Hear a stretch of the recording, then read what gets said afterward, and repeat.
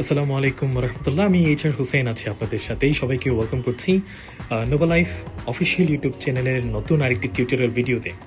So আমরা অনেকেই Nova life use করছি, তবে আমাদের মধ্যে একটা মিসল্যাপিং আছে কি, আমরা স্ট্রিমিংয়ের যে রিওয়ার্ডটা এটা আমরা ডেলি টাস্ক থেকে এবং আমাদের যে স্ট্রিমিং হয় স্ট্রিমিং থেকে যে রিওয়ার্ডটা আমরা ক্লেম করি এটা আমরা প্রপারলি ক্লেম করতে পারি না।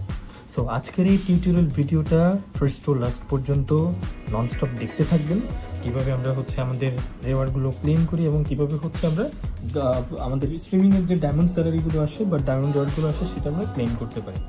সো প্রথমে আমরা আমাদের প্রোফাইল পেজে চলে যাব। প্রোফাইল পেজে আসার পর দেখতে পাচ্ছি আমার এখানে টাস্ক আর্নিং নামে একটা অপশন আছে। আমি টাস্ক আর্নিং অপশনটাতে যাব।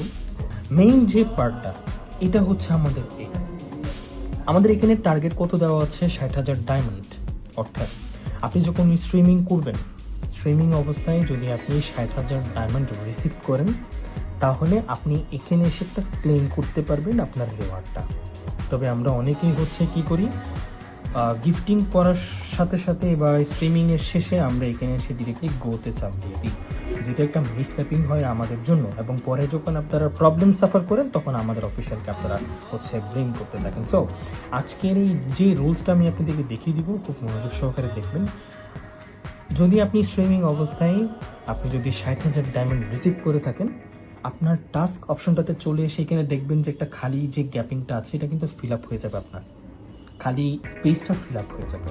যদি আপনি 60,000 রিসিভ করেন আপনার ফুল এটা ভরা হয়ে যাবে। হ্যাঁ, খালি যে গ্যাপিংটা আছে এটা ফিল আপ হয়ে যাবে, এটা কালারিং হয়ে যাবে, ফিল আপ হয়ে যাবে। তখন আপনি এখানে নিচে যে গো অপশনটাতে আছে তখন আপনি গো অপশনটাতে চাপ দেবেন। আমরা অনেকেই কি করি, 60,000-এর বেশি হয়ে গেলে বা কম থাকুক বা কিছু থাকুক, আমার এখানে 120 মিনিট ফিল আপ হলে আমি এখানে রিওয়ার্ডটা ক্লেম করতে আসি। নাও, তখন কিন্তু আপনি রিওয়ার্ডটা ক্লেম করতে পারবেন না। যদি আপনার 60,000 ডায়মন্ডটা ফুলফিল রিসিভ হয় তখন আপনি এখানে এসে আপনার রিওয়ার্ডটা গোতে চাপ দিলে রিওয়ার্ডটা ক্লেম করতে পারবেন। এখানেও একটা সমস্যা আছে। কি সমস্যা? আমি এই যে যেটা রাইট অ্যারো চিহ্ন আছে, আমি রাইট অ্যারোতে যদি চাপ দিই আমার টার্গেটটা চেঞ্জ হচ্ছে।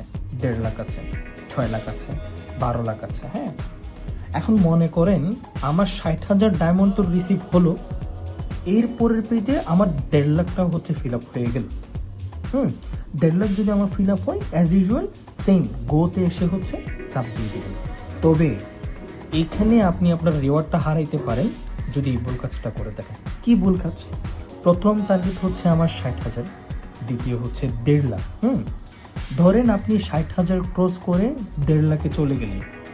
1.5 লাখে যাওয়ার পর যদি আপনি 60,000-এর পেজে এসে যদি গোতে চাপ দেন, আপনি শুধু 60,000-এর রিওয়ার্ডটা পাবেন, 1.5 লাখের রিওয়ার্ডটা তখন আপনি পাবেন না। আমি আবারও বলি, প্রথম টার্গেট আমার 60,000, দ্বিতীয় টার্গেট 1.5 লাখ। প্রথম পেজে আসি, প্রথম পেজ ফিল আপ হয়ে আমি দ্বিতীয় পেজে 1.5 লাখটাও আমার দ্বারা ফিল আপ হয়ে গেল। তখন আমি দ্বিতীয় পেজ যেটা আমার ফিল আপ হয়েছে আমি দ্বিতীয় পেজে গোতে চাপ দিব, প্রথম পেজের গোতে না। যদি আমি 1.5 লাখ ফিল আপ করে 60,000 ডায়মন্ডের পেজে এসে যদি গোতে চাপ দিই তখন আমি 60,000-এরটা পাবো, 1.5 লাখেরটা তখন আমার পুরাপুরি চলে যাবে। অর্থাৎ যেখানে আমার 1.5 লাখে 10,000 ডায়মন্ড রিওয়ার্ড আসার কথা, আমি যদি 60,000 পেজে গিয়ে 3,000 ক্লেম করি, বাকি আমার 7,000 লস। এটা অটোমেটিকলি ডিসেবল হয়ে যাবে। তো এই সময় আপনাদেরকে ভালোভাবে খেয়াল রাখতে হবে যে আমার 60,000টা ফিল আপ হয়েছে কিনা, নাকি 60,000-এর চেয়ে একটু বেশি হয়ে গেল, নাকি 60,000 পার হয়ে 1.5 লাখে চলে গেল, নাকি 1.5 লাখ পার হয়ে 6 লাখে চলে আসলো। যদি আমার 6 লাখ টাচ করে তখন আমি গোতে এসে চাপ দিব, তখন আমার পুরো পেজটা কভার আপ হয়ে যাবে। যদি আমার 6 লাখ ফিল আপ হয়ে যদি আমি 60,000-এর ফিল আপ টার্গেট রিসিভ করি, আমার তাহলে 1.5 লাখের রিওয়ার্ডটাও মিস, আমার 6 লাখের রিওয়ার্ডটাও মিস। সো এই জায়গায় আমরা অনেকেই ভুল করে থাকি। সো আশা করি সবাই বুঝতে পেরেছেন।